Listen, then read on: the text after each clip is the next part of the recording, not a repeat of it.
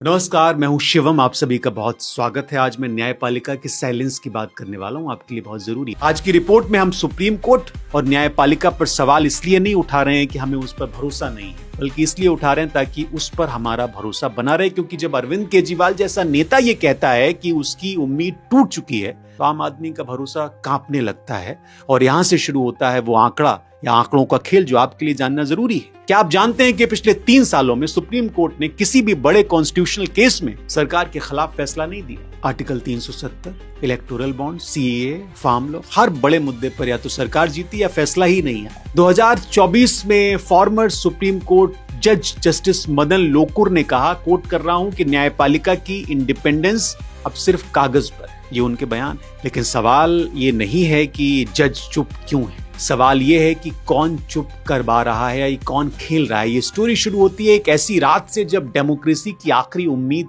हिली थी। 25 जून 75 रात 11 बजे प्रेसिडेंट फखरुद्दीन अली अहमद ने इमरजेंसी इंपोज करने के पेपर्स पर साइन किए। अगली सुबह जस्टिस एचआर खन्ना को पता चला कि वो चीफ जस्टिस नहीं बनेंगे, क्योंकि उन्होंने हेविस कॉर्पस केस में सरकार के खिलाफ डिसेंट दिया। मैसेज साफ था, गवर्नमेंट के खिलाफ बोलोगे करियर खत्म हो जाए। फास्ट फॉरवर्ड 1993 में सेकंड जज केस, सुप्रीम कोर्ट ने कोलेजियम सिस्टम बनाया। जज खुद जज को अपॉइंट करेंगे, सरकार अपॉइंट नहीं करेगी। और ये बहुत महत्वपूर्ण दिन था न्यायपालिका के लिए। सुनने में अच्छा लगता है, लोगों ने उस वक्त इस पर बात की, लेकिन रियलिटी थोड़ी सी अलग थी। 14 के बाद एक पैटर्न दिखने लगा साफ। मोदी गवर्नमेंट ने नेशनल जुडिशियल अपॉइंटमेंट्स कमीशन यानी NJAC लाया, सरकार को जजेस अपॉइंटमेंट करने की वॉइस देने के लिए। सुप्रीम कोर्ट ने 2015 में इसे असंवैधानिक डिक्लेयर कर दिया। इस पर बहुत बहसें भी हुई, लेकिन देखिए कि आगे क्या हुआ। 18 में chief justice Ranjan Gogoi,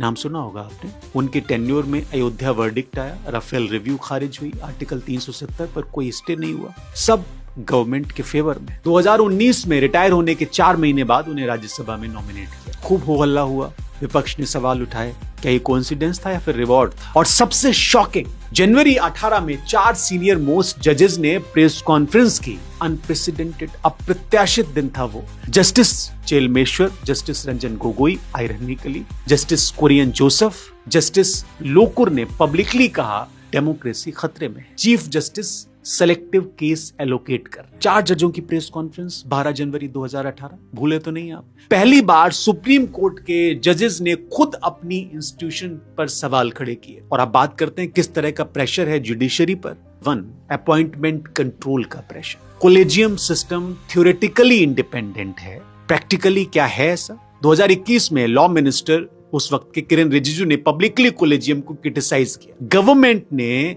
appointments में डेलिबरेटली डिले किया, नेम्स रिकमेंड होने के बाद भी महीनों तक उनको क्लियरेंस नहीं दी गई। और उसका नतीजा 2024 में एक नंबर आया कि सुप्रीम कोर्ट में 34 जज हैं, कैपेसिटी 34 की है, फुल है, लेकिन हाई कोर्ट में 40% वैकेंसीज खाली पड़ी। डिपार्टमेंट ऑफ जस्टिस का 2024 का डेटा था, बाद में ये थोड़ा सा चेंज हुआ। स्लो जस्टिस, कंट्रोल्ड जस्टिस, ये एक थ्योरी है। Pressure number 2, post retirement jobs. Pattern आप देखेंगे तो आपको समझ में आएगा। Justice Ranjan Gogoi Rajya Sabha, justice AK Sikri London arbitration tribunal, बाद में resign after controversy. Multiple retired जजेस गवर्नमेंट कमीशंस में, ट्रिब्यूनल्स में, गवर्नरशिप में चले गए। सेंटर फॉर पॉलिसी रिसर्च की 23 की रिपोर्ट है, पिछले 10 सालों में 60% रिटायर्ड SC जजेस को गवर्नमेंट पोजीशंस मिले। जब रिटायरमेंट के बाद जॉब की टेंशन हो तो फैसले में वायस आ जाता है। Point 3, corporate influence. 2022 में हिंडनबर्ग रिपोर्ट ने अडानी ग्रुप को एक्सपोज किया था। सुप्रीम कोर्ट ने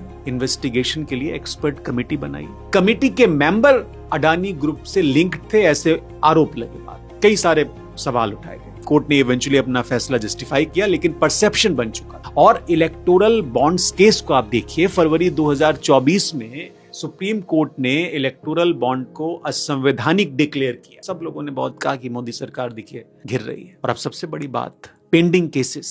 सुप्रीम कोर्ट में करीब 81,000 से ज्यादा पेंडिंग केसेस है, सिर्फ सुप्रीम कोर्ट में। हाई कोर्ट अभी मैं बात नहीं कर रहा हूं। सेंसिटिव पॉलिटिकल केस, CAA हो, कॉन्स्टिट्यूशनल जो है वैलिडिटी, चाहे मणिपुर वायलेंस हो, कोविड मिसमैनेजमेंट का मामला हो, सब के सब या तो पेंडिंग है, इधर उधर है। महीने साल बीत गए, पब्लिक मेमोरी फेड हो जाती है, भूल जाते हैं लोग। डिले एक रणनीति बन चुकी है। तो जब आप इन सारे डॉट्स को कनेक्ट करते हैं तो आपको स्टेप समझ में आते हैं। पहला स्टेप, कॉलेजियम को इनडायरेक्टली कंट्रोल करिए, अपॉइंटमेंट्स में delay, pressure, post retirement incentives. दूसरा स्टेप, सीनियर जज को ऑप्ट करिए राज्यसभा नॉमिनेशंस में, गवर्नरशिप में, ट्रिब्यूनल्स में। तीसरा स्टेप, सेंसिटिव केसेस को डेलिबरेटली स्लो करिए, हियरिंग टालिए, बेंच बदलिए, बहुत सारे मामले हैं। चौथा स्टेप, पब्लिक परसेप्शन मैनेज करिए, जुडिशरी इंडिपेंडेंट है ये नैरेटिव चलने दीजिए। और पांचवा स्टेप, जो जज रेसिस्ट करे उन्हें साइडलाइन करो या करियर में रोड ब्लॉक डालो। ये कोइंसिडेंस नहीं है, ये सिस्टमिक कैप्चर जैसा लगता है और इसे कहते हैं जुडिशियल कैप्चर,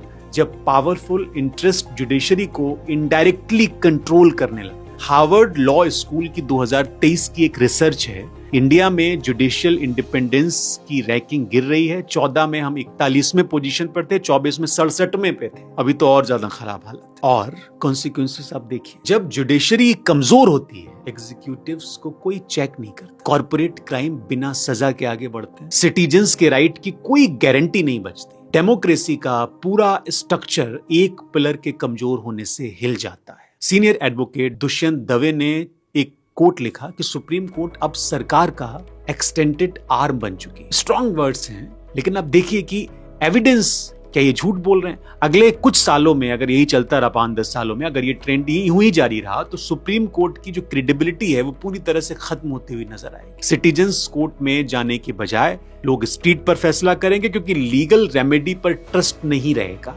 ये एनार्की की ओर पहला कदम है अरविंद केजरीवाल का ये मामला। ये डेमोक्रेसी का सबसे बड़ा क्राइसिस है। लेकिन ऐसा नहीं है कि उम्मीद नहीं, उम्मीद है।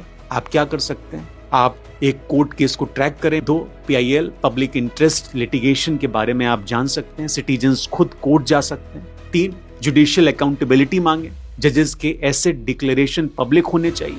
4, इलेक्टेड रिप्रेजेंटेटिव से पूछें कि व्हाई जुडिशियल रिफॉर्म पेंडिंग। याद रखिए, जुडिशरी आपकी आखिरी शील्ड है। अगर ये कंप्रोमाइज हो गई तो बाकी कुछ बचेगा नहीं। जस्टिस HR खन्ना ने 76 में डिसेंट में लिखा था, the rule of law is the foundation of democracy, without it we are merely subjects not citizens. ये सब लिखी लिखाई बातें और सालों से लोग लिख के चले गए, और 50 साल बाद उनकी वार्निंग सच होती दिख रही है।